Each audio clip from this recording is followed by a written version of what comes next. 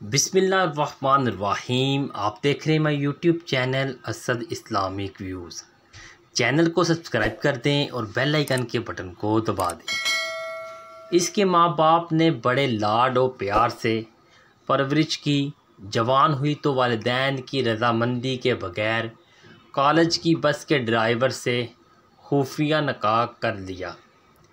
باپ کو جب پتہ چلا تو بیٹی نے جواب دیا، میرا نکاح ہو چکا ہے، بہتر یہی ہے کہ آپ اپنے ہاتھوں مجھے رخصت کر دیں، ورنہ میں خود ان کے پاس چلی جاؤں گی۔ باپ نے کہا کہ اگر آپ کا یہ حتمی فیصلہ ہے تو آپ نے گھر سے جو کچھ لینا ہے لے لیں اور خود ہی اپنے شوہر کے پاس چلی جاؤ، لیکن یہ یاد رکھنا اب آپ کا ہم سے اور ہمارا آپ سے کوئی تعلق نہیں رہا۔ آپ ہمارے لیے مر گئیں اور ہم آپ کے لیے۔ وہ خوشی خوشی سامان پیک کر کے اپنے شوہر کے پاس چلی گئی۔ تقریباً 8 سال بعد اس کی ملاقات ایک قریبی عزیز سے ہوئی اور وہ اسے اپنے گھر لے آیا۔ خیر و خیریت دریافت کرنے کے دوران اس نے زار و قطار رونا شروع کر دیا۔ وہ سمجھا کہ شاید گھر کے حالات صحیح نہیں ہوں گے، والدین کی نافرمانی اور جدائی کا پچھتاوا اسے رلائے جا رہا ہوگا۔ تمام گھر والے اسے دلاسے دینے لگے اور رونے کی وجہ دریافت کرنے لگے۔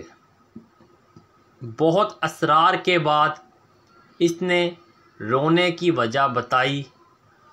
وہ کچھ یوں گویا ہوئی، میں نے والدین کی نافرمانی کی، ان سے تمام تعلقات ختم ہو گئے، اس کا پچھتاوا تو مجھے ساری زندگی رہے گا۔ مالی لحاظ سے بھی مجھے کوئی پریشانی نہیں ہے، اللہ کا دیا سب کچھ ہے، لیکن میرے لیے جو سب سے زیادہ تکلیف دہ بات ہے وہ کچھ اور ہے۔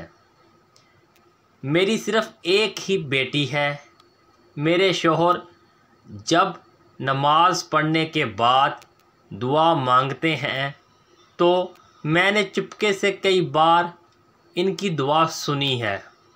وہ روتے ہوئے اور گڑ گڑاتے ہوئے اللہ پاک سے صرف ایک ہی دعا مانگ رہے ہوتے ہیں، یا اللہ میری بیٹی ماں پہ نہ جائے، یا اللہ یہ اپنی ماں کی طرح گھر سے بھاگ کے کبھی شادی نہ کرے، یہ اپنی ماں کی طرح اپنے والدین کی عزت کو کبھی رسوا نہ کرے۔ یہ دعا تمام لڑکوں اور لڑکیوں کے لیے ایک پیغام ہے، نصیحت اور ایک اعلان ہے۔ اگر کوئی سمجھے تو اللہ پاک کسی بھی ماں باپ کو اپنی اولاد کی رسوائی سے بچائے، آمین۔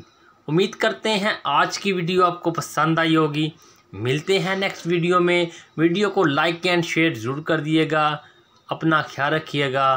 تب تک کے لیے اللہ نگہبان۔